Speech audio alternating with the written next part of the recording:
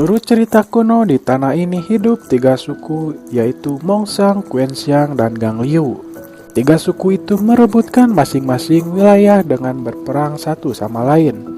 7.000 tahun kemudian, seorang duyung memprovokasi kekacauan untuk menyelamatkan sukunya. Di tengah pegunungan yang diselimuti salju yang sangat dingin, cerita berpusat kepada Sumo, seorang putri duyung dari Quenxiang.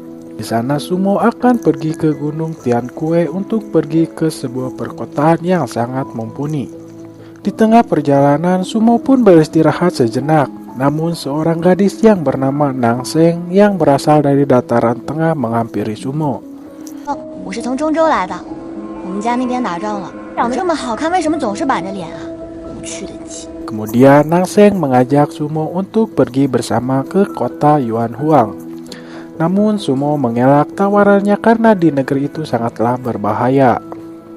Nangseng mempunyai kemampuan untuk meramal seseorang. Ia lalu meramal Sumo apa yang akan dilakukan Sumo di masa depan.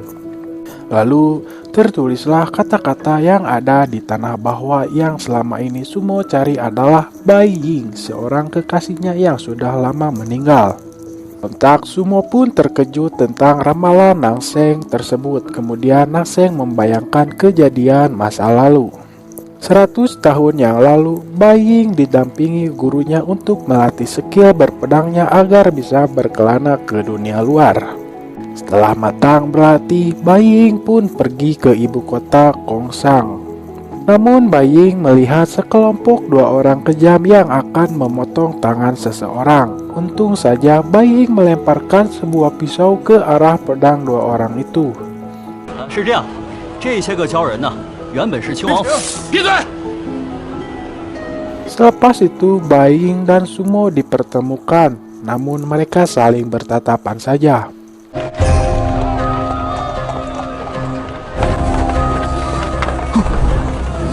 Tak ada apa yang dipikirkan Sumo. Ia masuk ke dalam keranda agar menjadi sebuah tahanan. Terdapat seorang gadis yang bernama Lady Rus. Dia adalah bibinya Sumo.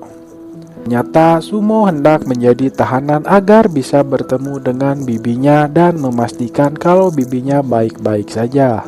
Padahal Sumo hanya ingin mencuri mutiara batu laut dari manajer Jin.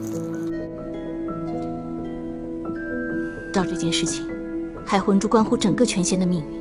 Lalu Lady Rusu menyuruh Sumo pergi ke rumah kosong yang ada di luar ibu kota tersebut dan ingin berbicara 4 mata saja. Setelah itu Sumo melihat Bai Jin di luar sana. Kemudian Sumo pun mengikutinya. 挑选，而化生失败的鲛人为殿，精气盛则为翠。 Lepas itu ada 2 orang saudara yang sedang menuju kota cermin menunggangi sebuah kuda yang bernama Zhenlan dan Xijing. Setelah sampai di kota cermin, Zhenlan pun disergap oleh 2 orang dan Xijing pun kelekas menolongnya. Lalu terjadilah baku hantam yang sangat amatiran.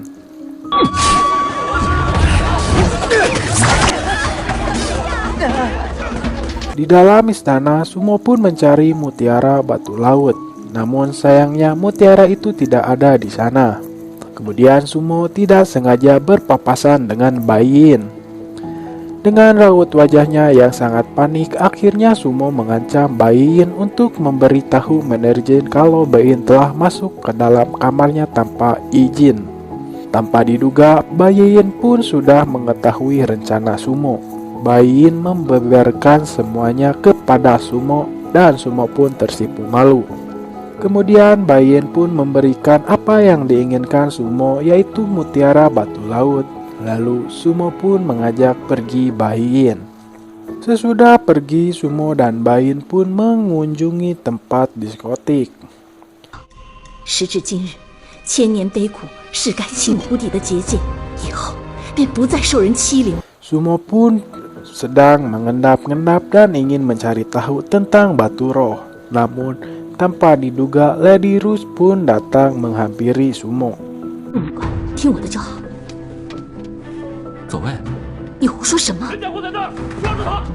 Tanpa ada angin dan hujan, Zhenlan pun berlari ke arah pameran batu tersebut.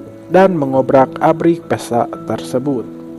Alih-alih, Sumo pun memanfaatkan kekacauan itu dan berlari masuk ke dalam kubangan air. Lalu Sumo pun menemukan batu roh laut tersebut.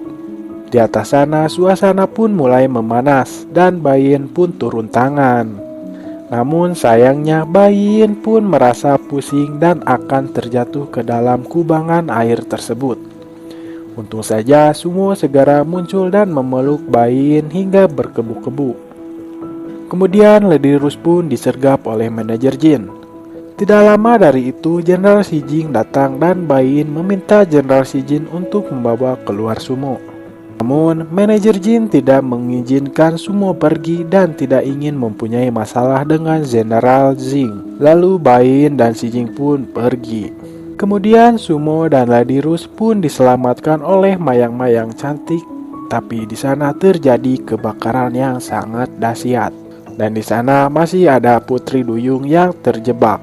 Sumo pun masuk untuk menyelamatkannya. Merasa tidak enak hati, Sumo mengambil balok dan akan menikam seseorang. Tanpa diduga seseorang itu adalah Baiyin. Lalu Baiyin merasa ingin membantu Sumo. Akhirnya mereka berdua pun bergegas untuk pergi. Mereka berdua pun mendengar suara minta tolong. Akhirnya mereka terus mencari dan ingin menyelamatkannya. Setelah itu mereka menemukan seseorang yang sedang dikurung. Namun saat ingin membuka rantai pintu tersebut, Sumo pun kepanasan. Dengan kemampuan Baiyin yang sangat gege, dia akhirnya mendebaskan pedangnya ke arah pintu tersebut. Lepas itu Sumo pun mengajak pergi Baiyin. Namun Baiyin menyuruh dia pergi duluan. Lalu Baiyin pun bertemu dengan pamannya yang bernama Xing Chen. Dia menanyakan kenapa Baiyin tidak ada di perguruan dan bermain-main di sini. Namun, alasan Baiyin pergi dari perguruannya, Baiyin mendengar surat dari ayahnya kalau di tempat ini sudah terjadi menjual belikan Putri Duyung.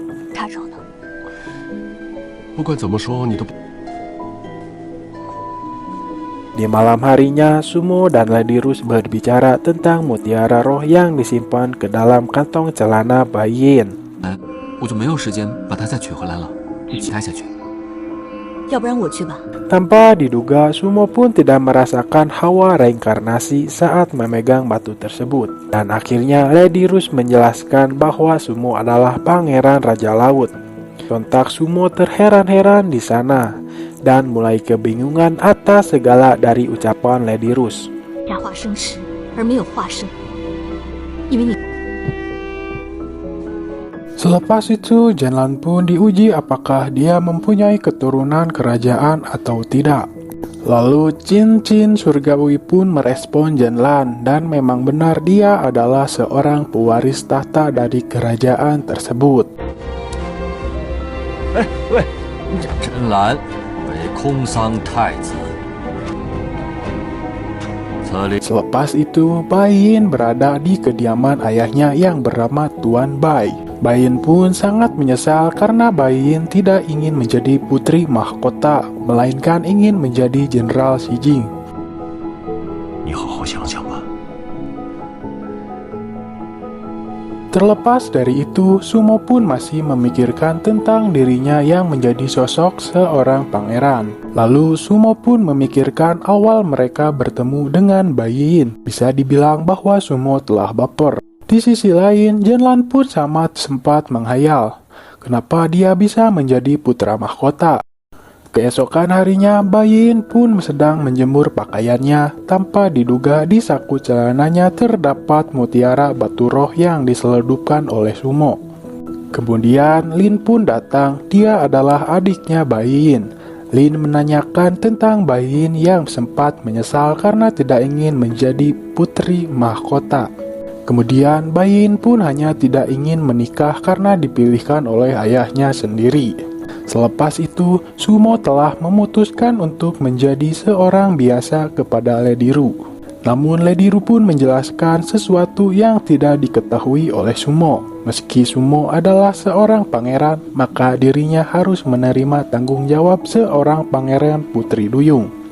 Di malam harinya, Sumo pun menyelinap masuk ke istana Tuan Bai.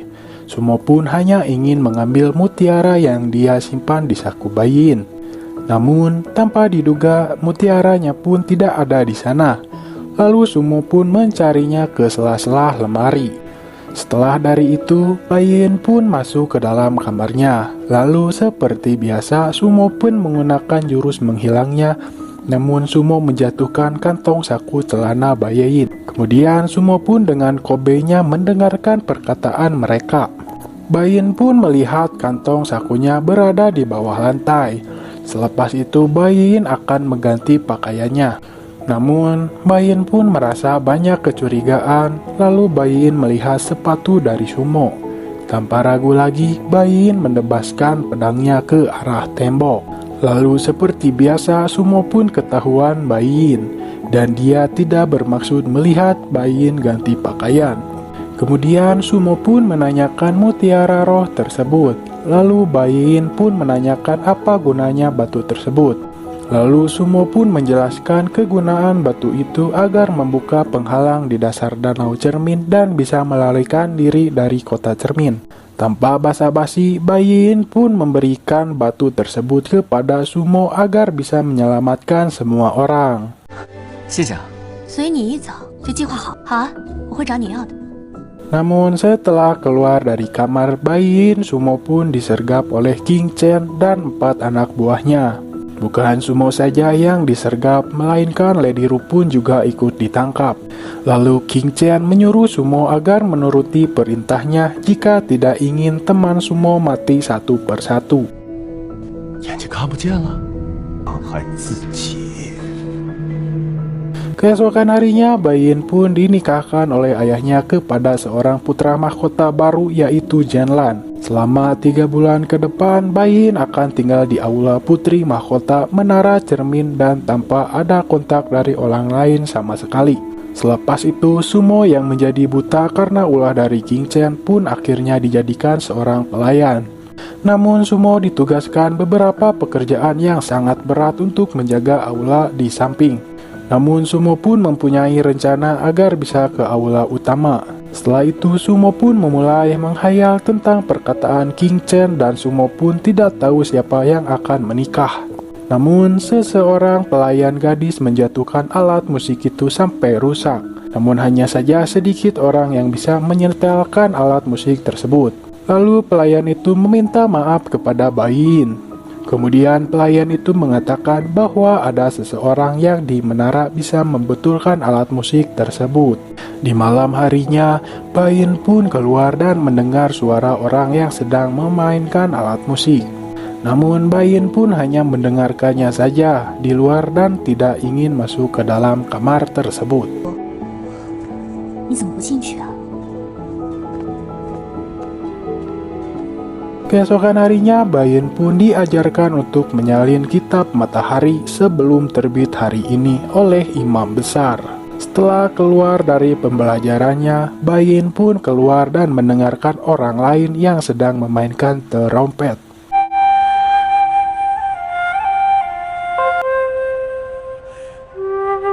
Keluarlah seorang pelayan dan dia memanggil Sumo. Sontak Baiyin pun kaget kenapa dia bisa ada di sini. Dan Baiyin tidak tahu apa yang terjadi kepada mata Sumo. Kemudian Sumo pun menghampiri Baiyin dan Sumo pun tidak mengenali Baiyin karena matanya telah dibutakan. Kemudian Baiyin pun pergi lalu Baiyin pun memikirkan kenapa Sumo bisa ada di sini.